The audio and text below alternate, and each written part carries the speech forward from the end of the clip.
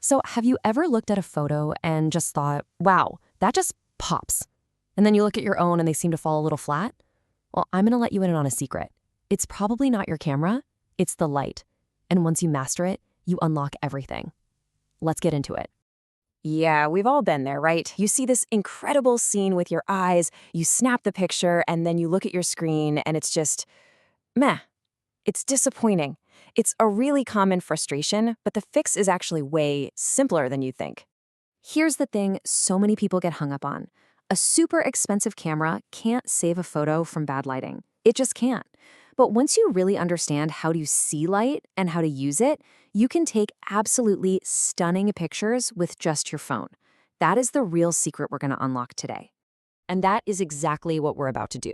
We're going to break down how to find the best light, how to fix the worst light, and how to use its direction to create images that have some real punch. Okay, first up, let's talk about the absolute easiest way to get incredible photos. Seriously, it's like a built-in feature of every single day. It's called the golden hour, and it's basically your photography superpower. You know this light. It's that time of day when everything just looks magical. Because the sun is so low on the horizon, its light has to travel through a lot more of the atmosphere. And what that does is it softens it, it warms it up, and it gives everything this beautiful, amazing glow.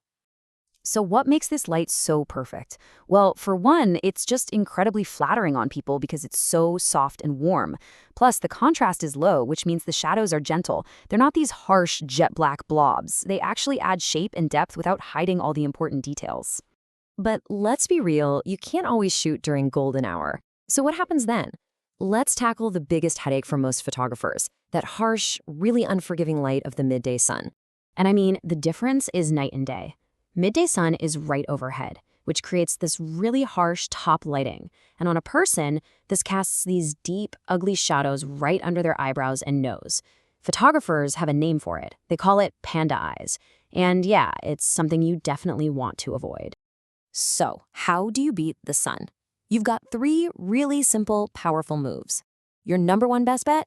Find some total shade. Move your subject under a tree or a building. If there's no shade around, a passing cloud is your new best friend. And if all else fails, a little pop of flash can actually work wonders. And hey, don't have a mistaken overcast day for a bad day for photos. You should think of clouds as a gigantic, natural softbox hanging in the sky. They take that harsh sun and spread it out perfectly, creating what's described as a beautiful, flattering kind of light for portraits. It's amazing. Okay, so now we know the difference between good light and bad light, but let's add another layer to this, because the direction that light is coming from is just as important. This right here is where you really start to get creative and shape your shot. First up, we've got front lighting. This is probably the most common. It's when the sun or whatever light you're using is right behind you, the photographer, and it's just blasting your subject head on.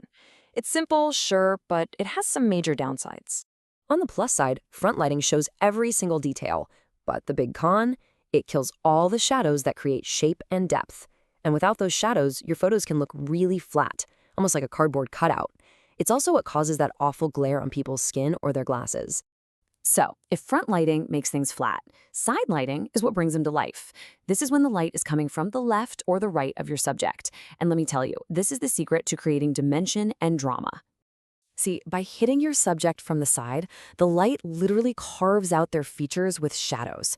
It brings out all the texture, creates this powerful sense of depth, and just makes your entire image feel truly three-dimensional. All right, now for the one that sometimes scares people, backlighting. This is when the light source is actually behind your subject, shining back toward you and the camera. It can feel a little tricky, but trust me, when you get it right, the results are just gorgeous. Backlighting is what creates that beautiful halo or rim light around your subject that makes them pop right off the background.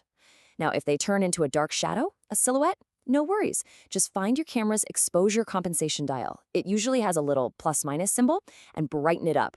And to get rid of any weird streaks of light, just use a simple lens hood. Easy fixes. But you know what? You don't always have to be at the mercy of the sun. Let's look at a couple of key pieces of gear that put you back in control of the light, no matter what time of day it is. First, we have to talk about that little pop-up flash on your camera. It's the perfect example of harsh, direct front lighting, and it's what creates that washed out, kind of crazy, stunned rabbit look that, let's be honest, nobody wants. So the secret is to get that harsh light off of the front of your camera. And with an external flash unit, you can do exactly that. Instead of firing it straight ahead, you can just turn it to the side to create something called bounce flash. Yeah, with an external flash, you can actually swivel the head and bounce that light off a wall next to you, or even the ceiling above you. That light then hits your subject from the side, and suddenly you've created that soft, dimensional, flattering side light that we love. It is a complete and total game changer. And finally, a quick word on two really useful filters. First, a UV filter. This is simple. It's basically just a screen protector for your expensive lens. You screw it on, and you just leave it there for protection. A polarizer, on the other hand, is a creative tool. You screw it on, and then as you rotate it, you can actually cut glare off of things like water or glass, and it'll make blue skies look way deeper and more dramatic. It's perfect for landscapes. So let's wrap this up. What does this all mean? It means great light will beat a great camera every single time.